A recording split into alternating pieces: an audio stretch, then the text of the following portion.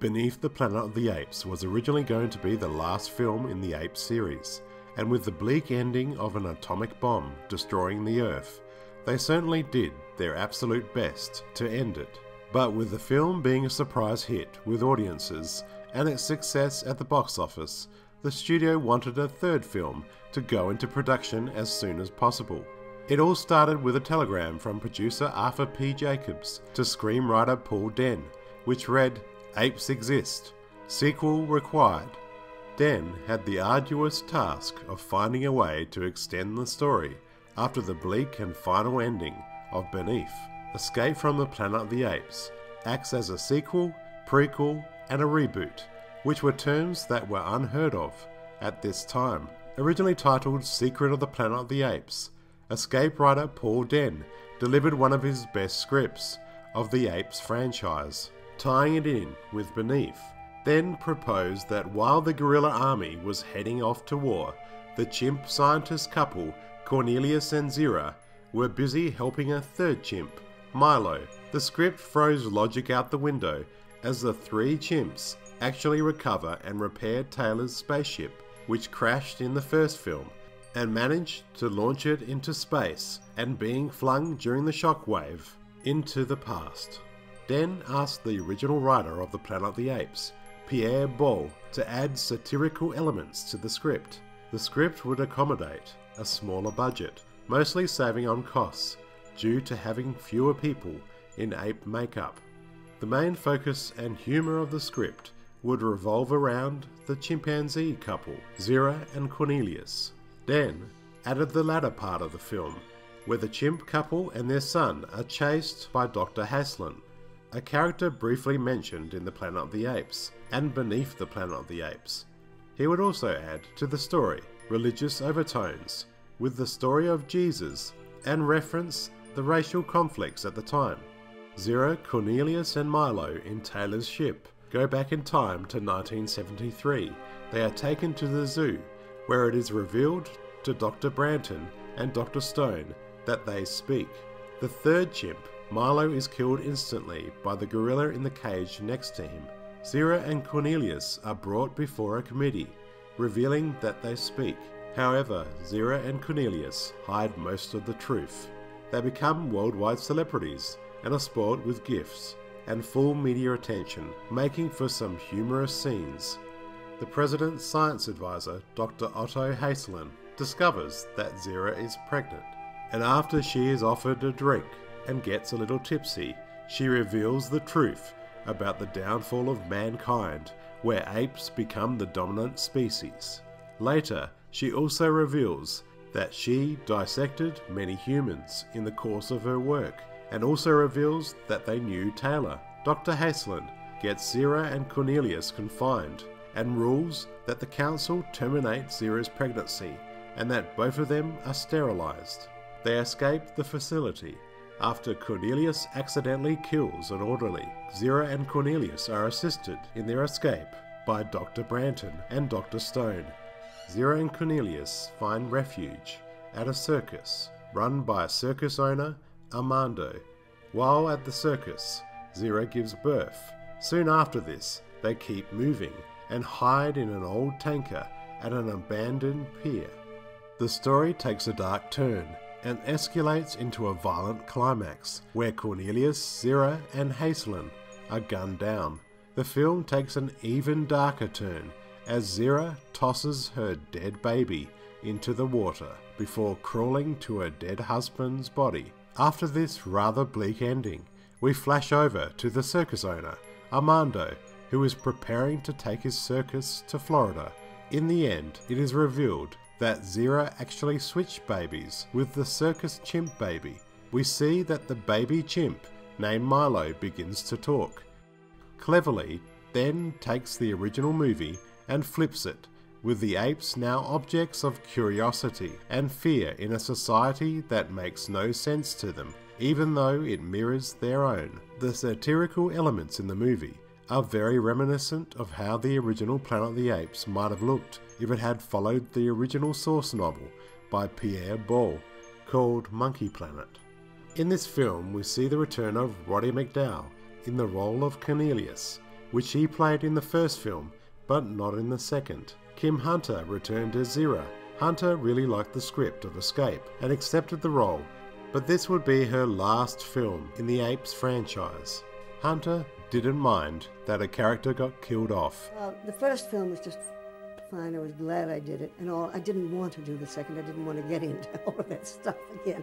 And I got talked into it by our producer, Art Jacobs. He said, you're only going to be there, 10 days. Well, it was a little longer than that because of the weather. But that was fine. So I did it. But then the third script came, and I liked it very much. They didn't have to talk me into wanting to do that one. But, no, of course, it made sense that they would try to get rid of us. The human beings would. They wouldn't want the apes to take over the world. Hunter stated that despite the friendly atmosphere on the set, she and Roddy McDowall felt isolated for being the only actors to be dressed as chimpanzees. The new ape character of Dr. Milo was added and played by actor Sal Mineo, known for his work on a number of films throughout the 50s and 60s, including Rebel Without a Cause, The Gene Krupa Story, and Exodus. At the time he accepted the role, his career was on a downward spiral. He saw the role of Dr. Milo as his chance to get back on top. Sadly, this was not to be, as a few years later, in 1976, he was murdered in an alley near his apartment in Hollywood over just $50. He was only 37 years old when he died. Escape was his last theatrical movie role. Ricardo Monteban was cast in the role of circus owner Armando. Charlton Heston appeared in Escape in flashbacks. Natalie Trundy, who appeared in Beneath as a mutant, would appear in Escape as Dr. Stephanie Branton, and was one of the only cast members to appear in 4 of the 5 original Planet of the Apes movies, alongside McDowall, who appeared in all of the films, except the first sequel, Beneath the Planet of the Apes. She played an ape in the next 2 sequels, Conquest and Battle. Incidentally, Trundy was married in real life to producer Arthur P. Jacobs, who produced all 5 of the original Ape movies. Eric Braeden played the villain in the film, Dr. Haslin. Did I like the part? No, not really. It was again sort of a caricature, And Don Taylor directed it. He was a former actor. Very nice man, good director. I think actors make good directors. And working with Roddy McDowall and Kim Hunter was a very nice experience. Also to star was Bradford Dillman as Dr. Lewis Stone. Dillman would co-star with Eric Braeden again in the horror film Piranha in 1978. Escape was directed by Don Taylor, a former actor who worked in both film and TV, and later would direct The Island of Dr. Moray, Damien, Omen 2, and The Final Countdown in 1980. Escape was rushed into production. Filming would take 6 weeks from November the 30th of 1970 to January the 19th of 1971, and had a budget of just $2 million, but was a lot easier to make because less special effects were required. The opening scene was filmed on the same beach location where Taylor had discovered the Statue of Liberty in the first film. Mineo found the makeup process very uncomfortable. He stated that the process was extremely difficult and tiring. In fact, Kim Hunter and Roddy McDowall had to hug Mineo many times to comfort him. Due to his discomfort, the script was rewritten to kill his character off much earlier in the film. The actors portraying the apes were required to keep their makeup on during breaks in order to save time. By the time the third film was done, the makeup department was able to do the makeup an hour quicker. A shot from the inside of the spaceship showing the Earth's destruction in the prologue was deleted. In an earlier draft of the script, the chimps view a dying Earth from their spacecraft before going back in time. The scene was actually shot, but not completed, due to no special effects created, where the destruction of the Earth was viewed through the ports of the craft. Roddy McDowall and Kim Hunter are wonderful in their final turns as Cornelius and Zira, and I truly think this is what makes the film work. Their brilliant chemistry together, They play these roles to perfection. In the original script, Cornelius and Zira were originally going to be ripped to pieces by a pack of Dobermans. But producers thought the scene would be far too gruesome, so they were killed by gunshots instead. There are many areas which Escape contradicts the previous films. In the first film, it was established that the ape society had completely forgotten that an intelligent human society had preceded the ape civilization.